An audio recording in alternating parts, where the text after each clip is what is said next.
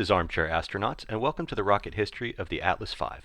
The Atlas V is currently the final iteration of the Atlas family of launch vehicles, following in the footsteps of the original SM-65 Atlas missile, the Atlas Centaur, and the Atlas I, II, and III.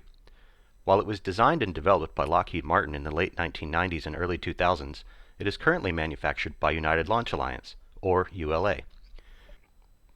The Atlas V has the ability to launch from two different sites: Space Launch Complex 41 at Cape Canaveral Space Force Station in Florida, and Space Launch Complex 3E at Vandenberg Space Force Base in California.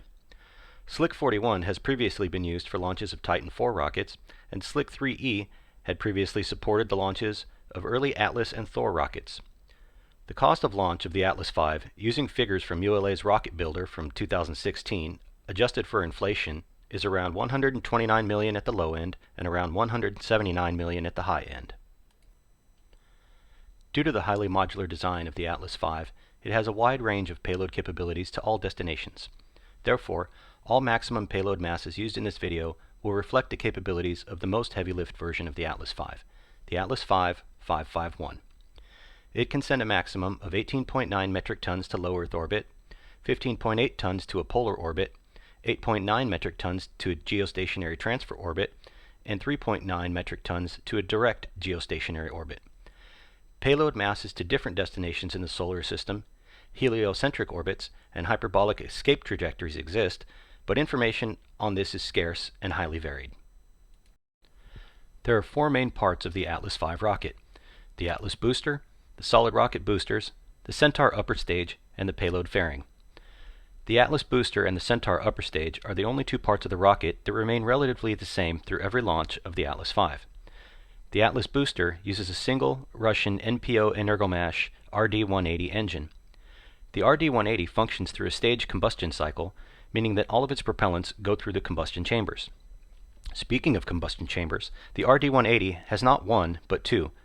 This is because it is a variant of the four-chambered RD-170 engine, which is usually considered to be the most powerful rocket engine in the world. The RD-180 burns a combination of liquid kerosene fuel and liquid oxygen oxidizer.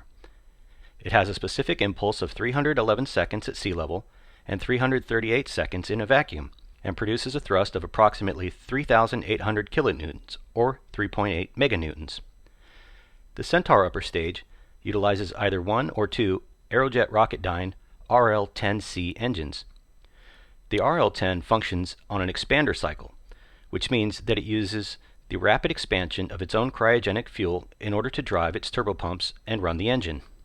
This, combined with the use of liquid hydrogen fuel and liquid oxygen oxidizer, makes the RL-10 one of the most efficient engines produced in the history of rockets.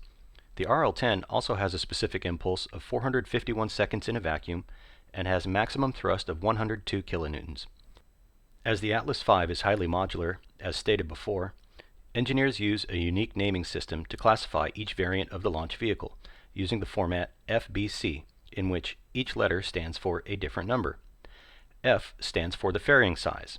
There are 6 variants of payload fairing, with each 3 being under a larger category of either 5-meter diameter fairing or 4-meter diameter fairings. Under 4-meter fairings, there are large, extended, and extra extended subcategories, and under 5-meter fairings, there are short, medium, and large subcategories. B stands for boosters.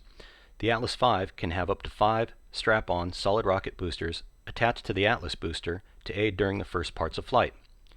These boosters were the AJ-60A on Atlas V vehicles until around the year 2020, and the GEM-63 booster, which is still currently in use. Both models burn hydroxyl-terminated polybutadiene fuel with an ammonium perchlorate binder. The AJ-60, the older booster model, had a specific impulse at sea level of 279 seconds and burned for 88 seconds with a maximum vacuum thrust of 1,700 kilonewtons, or 1.7 meganewtons. The GEM-63 booster had a 94-second burn time and produced 1,663 kilonewtons of thrust. C stands for the number of RL-10 engines on the Centaur upper stage of the Atlas V. While earlier iterations of the Atlas rockets have always used a double-engine Centaur upper stage, almost all flights of the Atlas V have used a single-engine Centaur. The only exception to this is the Atlas V N-22 Starliner, which requires more thrust to attain orbit because of the heavier payload. One launch vehicle modification option that is not usually explicitly stated within the naming system is the possible addition of the Star 48 third stage on top of the Centaur stage. This stage has been used once on the New Horizons mission and consists of a single solid rocket motor. The Star 48 has a specific impulse of 287 seconds in vacuum and burns for around 88 seconds with a maximum thrust of approximately 67 kilonewtons. The Atlas V has had 92 total launches, with 91 of those being complete successes and one being a partial success. As of the release of this video, all remaining Atlas V vehicles have been purchased by customers, and there will be 24 more launches until it is retired. Atlas V has launched a variety of missions all the way from low Earth orbit to extrasolar trajectories. It was developed as part of the Air Force's Evolved Expendable Launch Vehicle program to replace such rockets as the Titan IV, Delta II, and Atlas II, and its inaugural flight was on August 21, 2002, with the Eutelsat Hotbird 6 geostationary communication satellite.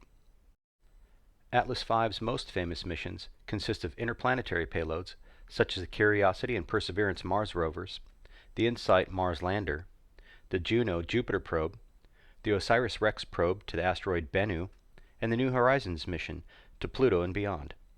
Future uses of the Atlas V include the transport of astronauts to the International Space Station aboard the Boeing Starliner spacecraft and the building of Amazon's Project Kuiper internet satellite constellation. While the Atlas V marks the end of the family that bears its name, it is only the beginning for many of its technologies. For example, the recent STP-3 mission in December of 2021 used a new kind of payload fairing, whose manufacturing techniques will be used in the upcoming Vulcan Centaur launch vehicle. Besides that, the use of an incredibly efficient RL-10 engine on upper stages is unlikely to come to an end anytime soon. In other words, even if the Atlas name does perish, one thing that will remain for generations to come is its legacy. Thank you for watching this video on the Atlas V vehicle. Again, please make sure to like, subscribe, and leave a comment on the video for more like this one.